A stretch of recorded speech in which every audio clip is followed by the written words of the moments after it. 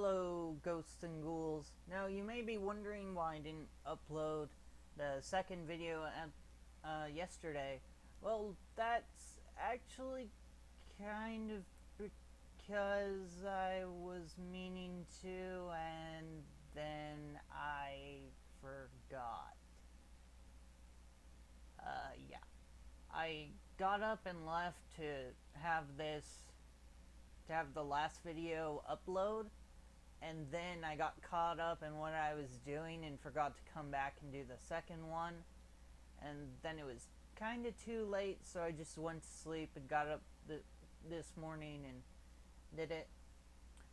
Now I'm actually going to go get some pizza after I finish this video because I am really hungry because I didn't even eat lunch yesterday. Or not lunch, dinner. I didn't eat dinner. Anyway, what the deck is this is Tellar Warriors. I call it Tellar Warriors because it is a pure warrior deck that runs Tellar Knights. Not surprising considering Tellar Knights are a pure warrior deck. Now I don't have Honest, the reason is because it's supposed to be pure. I wanted to make that clear right off the bat so that way nobody was asking me where Honest was. Also, I'm really happy that Reinforcement of the Army is about to come up too. Although I don't know what I'd get it rid of in this to bring it up. Probably a Roz. Now, the deck, first up we have Armageddon Knight. I use Armageddon Knight to dump the Immortal Bushi over here, who I'll get to what he does in a little bit. I run BLS because I have Armageddon Knight and Immortal Warrior Bushi. I'm pretty sure everyone watching this video is going to know what he does, so I'm not going to bother with his effect. Roz, what he does, he was more common before, and he's not really common now, I'd say, but he is a decent card. When he's normal or special summoned, you get to choose a level 4 lower warrior monster in your deck, except Roz, and place it on top. And then we have the 3 Goblinberg for that special summon ability to get off the effects of the Tellar Knights. 2 Marauding Captains. The reason for Marauding Captains is I do run the Immortal Bushi. Okay, this is actually a really good time to explain what he does. What he does is so long as all monsters in your graveyard are warrior type, then you can special summon him to your side of the field if you have no monsters. Sorry, I kind of blanked out on what I was saying. So if you have you can have Marauding Captain. You can normal summon one of your Tellar Knights, get their effect.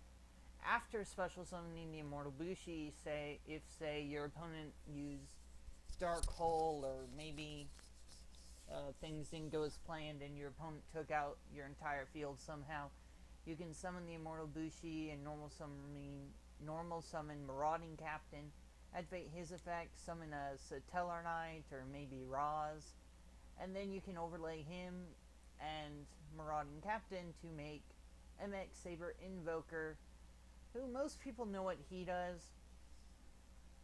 Maybe not his exact effect, but they know what he usually does. But he special summons a level 4 Earth Warrior or Beast Warrior type monster. Now, usually when I make him, his entire purpose is to summon Roz. And what Roz will do is allow me to top deck a monster I'm looking for.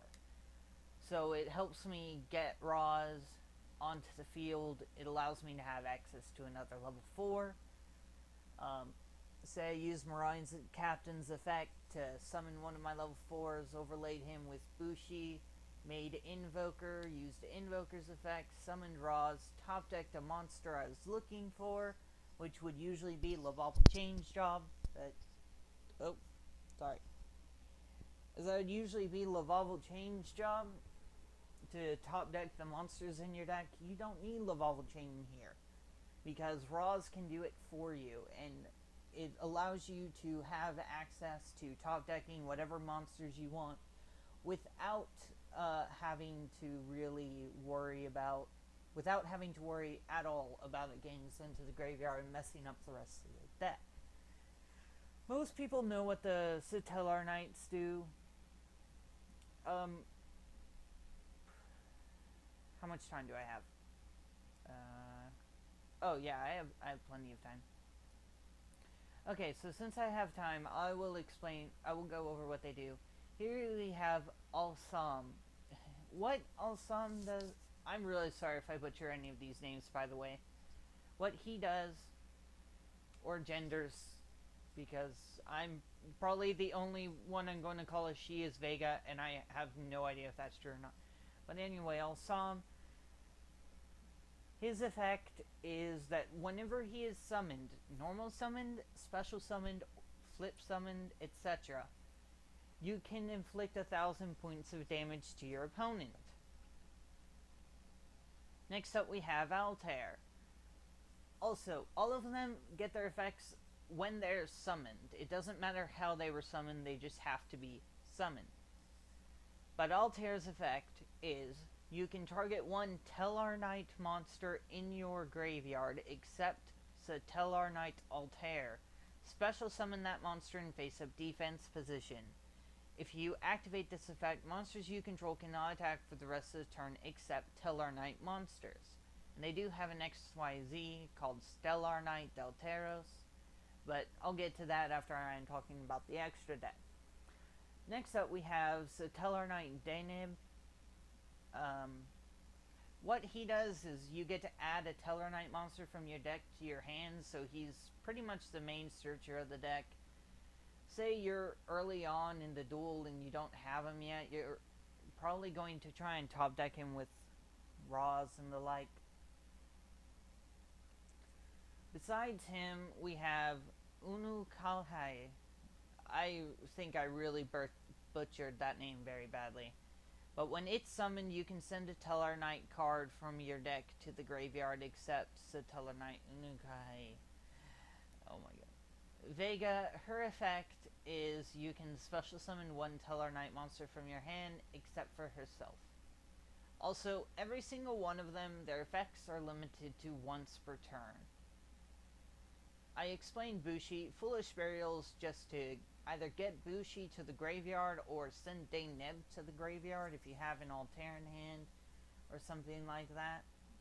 Reinforcement of the army, for obvious reasons, it adds any level 4 lower warrior from the deck to your hand, and it adds anything in this entire deck except for BLS over here.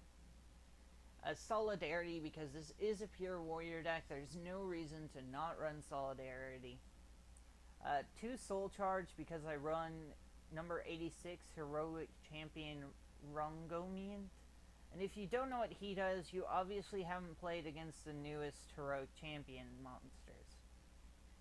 We have 2 Call the Haunted, 3 Celestial Aura, which allows you to, once per turn, during your main phase or your opponent's battle phase, special summon one Tellar Knight monster from your hand. And last but not least, we have Celestial Factor, and what Celestial Factor does is, when a spell card, trap card, or monster effect is activated, send one face-up Tellar Knight monster you control to the graveyard and negate that activation. If you do, draw a card. And if you do destroy it, then draw 1 card. Now for the extra deck, most people know the general effects of like Blade Armor Ninja, Excalibur, Photon Papilloperative, and Paladynamo, so I'm not going to go over them. I already went over Invoker. Gondiva is a little less known, although most people still know it. What Gondiva does is, once per turn, when level 4 lower monsters special summoned to your opponent's side of the field, you get to destroy it by detaching 1 XYZ material. Or if there were multiple, you get to detach and destroy all of them. So say your opponent's soul charges 5 level 4 monsters, you get to detach 1 XYZ material, destroy all 5 monsters. Kusanagi. Once per turn during either player's turn, when a trap card is activated, you can detach one XYZ material from this card, negate the activation, and if you do, destroy it. Then this card gains 500 attack. Now it takes 3 warrior type monsters, so it's not commonly seen, but it is not a bad card it's really just not a bad card at all.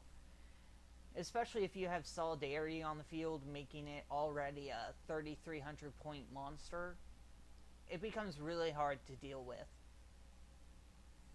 Next up we have Lavavel Ignis. What this card does is, well, for starters, it's another rank 3 just like MX Saber Invoker, mainly to get Marauding Captain off the field if you have run out of invokers, or if you've run out of invoker targets that you want to go for. But what Ignis does is, if this card attacks or is attacked during the damage step in either player's turn, you can detach one XYZ material from this card once per battle. This card gains 500 attack until the end phase. So say you attack your opponent's monster, you detach one XYZ material during the damage step, and your monster, instead of being 1800, becomes 2300. Not really that good, but it does turn 2 1200 point monsters into 1800 point monsters that can boost its attack. And they really won't do anything else for you after they're off. Plus, if you have a Solidarity up, then he's 2600 and detaching makes him 31, which is actually an extremely good attack. But as I said, a lot of these cards really aren't going to do too much unless you have Solidarity. Lastly, we have Rungoniant. Now, this is one of the few cards that you can use any number of a certain kind of card to XYZ him. You can use 2 or more level 4 warrior type monsters and a maximum of 5. Now, what this card does is, during each of your opponent's end phases, you have to detach one XYZ material.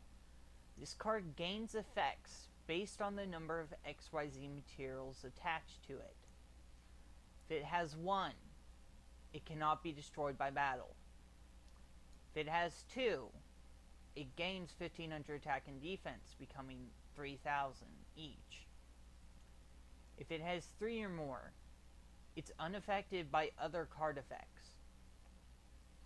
4 or more, your opponent cannot normal or special summon. 5 or more, once per turn, you can destroy all cards your opponent controls. Now, the ability to just have it on field and say that you just destroy everything without any sort of cost is quite powerful, although it does take 5 warriors to make it. But it does have that 4th effect where your opponent's not going to be able to normal or special summon anything afterwards. Anyway, the next card we have is Delteros. When you normal or special summon a monster while this card is XYZ material, your opponent cannot activate cards or effects. Once per turn, you can detach one XYZ material, then target one card on the field, destroy that target. And if it's sent to the graveyard, you get to special summon a Tellar Knight monster from your hand or your deck. So it's quite a powerful monster. It's not the best one in the game, but that's still quite a powerful effect. Anyway, there are 2 more monsters Tellar Knights are getting. They're not on here yet. Or they may be. Quick check. Nope, they're not on here yet. But when they do come on here, I will be remaking the deck. Alsam will probably go down to 2. Roz will come down. Marauding Captain and Bushi may disappear. But I'll remake the video then. So I hope you guys liked it, and I will see you all later.